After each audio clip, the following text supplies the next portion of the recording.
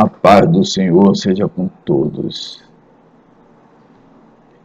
Eu fico imaginar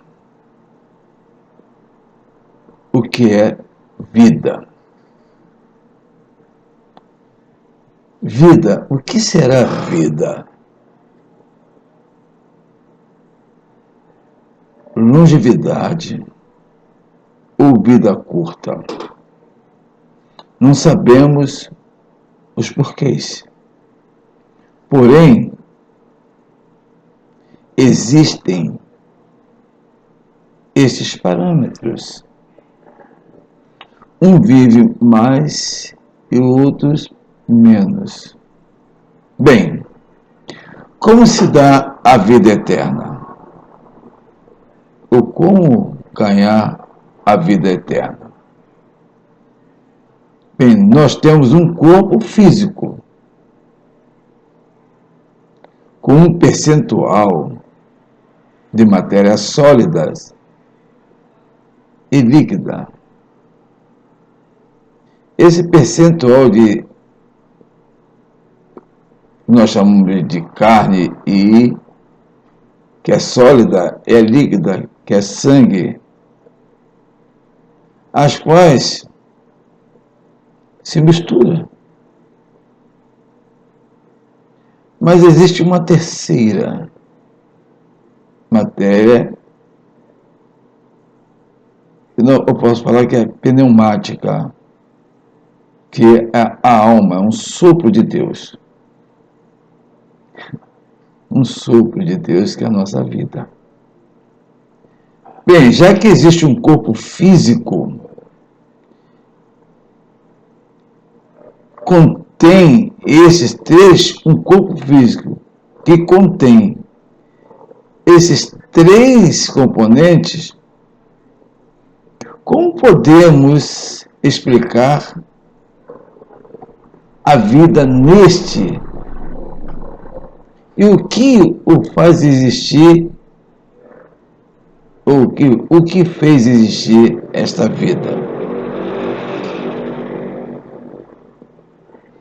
O relato bíblico nos fala que Deus fez o homem, ou constituiu o homem através da argila.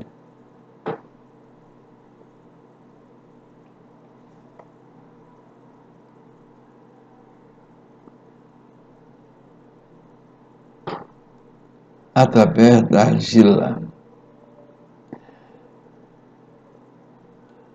Ele deu vida através do seu sopro. Em suas narinas ele soprou. Isso quer dizer que nós temos o sopro de vida que vem de Deus, através de dentro de Deus. Deus soprou de dentro dele as narinas do homem para que o homem tivesse vida.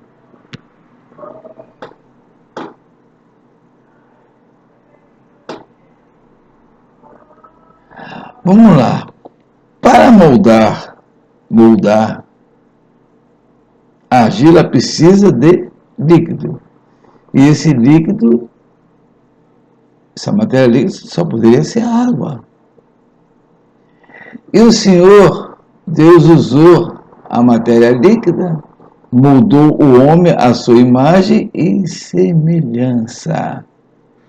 E ao soprar a sua narina, deu do seu próprio interior, isto, dos seus pulmões, ar necessário para vivificar a sua criação principal, o homem.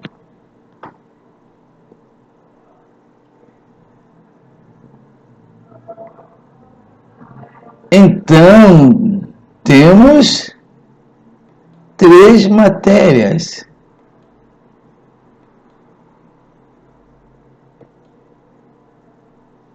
Bem, se nós temos três matérias, vivemos um trino. Né? Como houve esse processo para que o homem tivesse vida?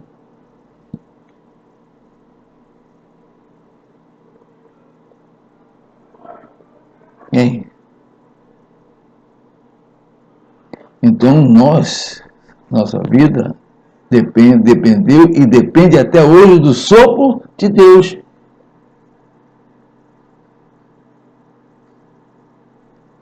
Bem, todos nós sabemos que Deus é eterno. Já que Deus é eterno, já que a vida que aqui vivemos veio do Senhor nosso Deus, também é eterna. Então, por que existe a morte?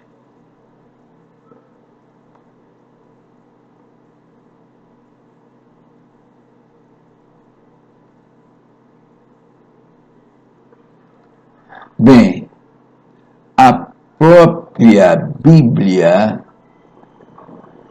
nos fala que o salário da morte,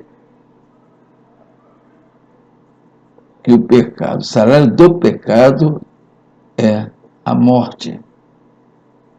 Que tipo de morte será essa?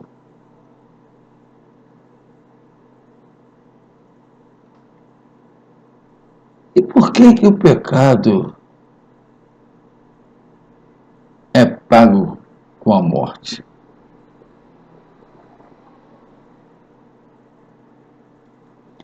Essa morte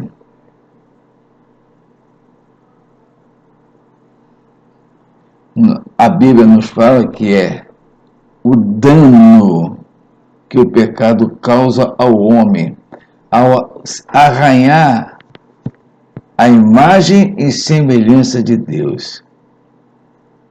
Então ele vai sofrer o dano da segunda morte por desobediência, que é o pecado.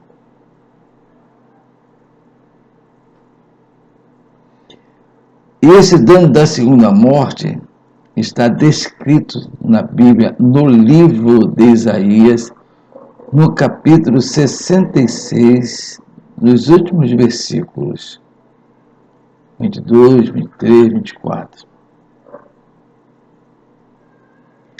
E lá no versículo 24 nos diz assim: então vocês sairão e verão os cadáveres dos homens que transgrediram contra mim, assim diz o Senhor.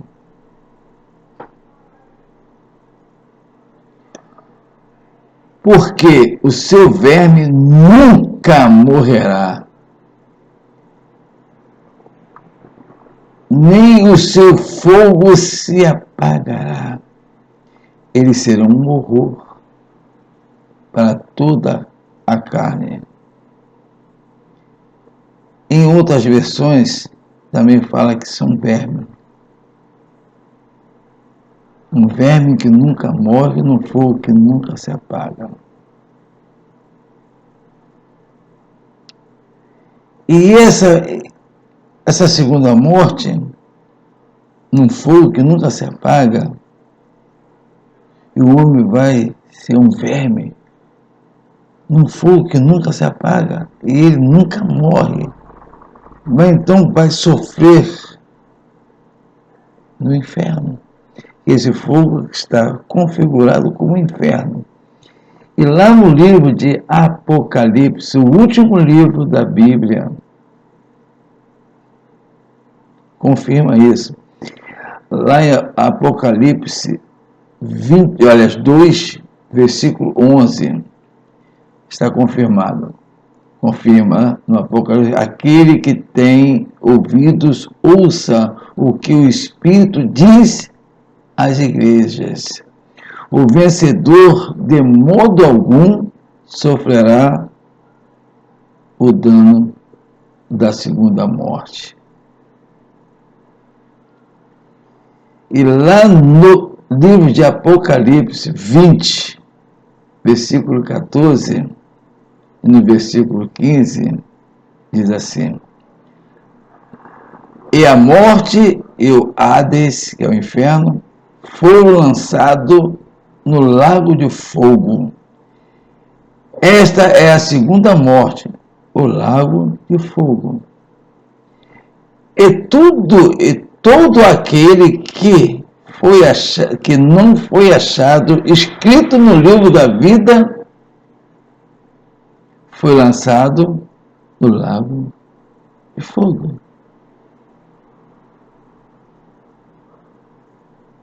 Então, como nos livrar do dano da segunda morte? Eis a questão. Como podemos nos livrar dessa horrenda morte? Como se vê, um único meio de adentrar a vida eterna é através da cruz. Incrível. Aí, através da cruz. Pois foi na cruz, mas foi na cruz que a morte foi vencida. Pois a cruz do centro estava aquele que venceria a morte, pois no diálogo com o da direita, o qual assim falou em Lucas 23, 42, diz assim: então disse Jesus, Jesus, lembra-te de mim, quando entrares ou adentrares ao teu reino. E no 43 respondeu Jesus: em verdade te digo que hoje estarás comigo no paraíso. Preste atenção na leitura que eu vou fazer deste versículo 43. Ele não tem vírgula, é direto.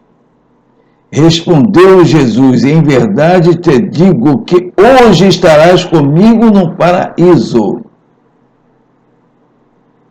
Pois há uma esperança para a vida eterna. Quando reconhece que viver em pecado, quando as pessoas reconhecem, a esperança é essa. Quando, pois, há uma esperança para a vida eterna, é quando reconhece que vive em pecado e aceita o Senhor Jesus como seu Salvador. Porque Ele estava na cruz e venceu a morte.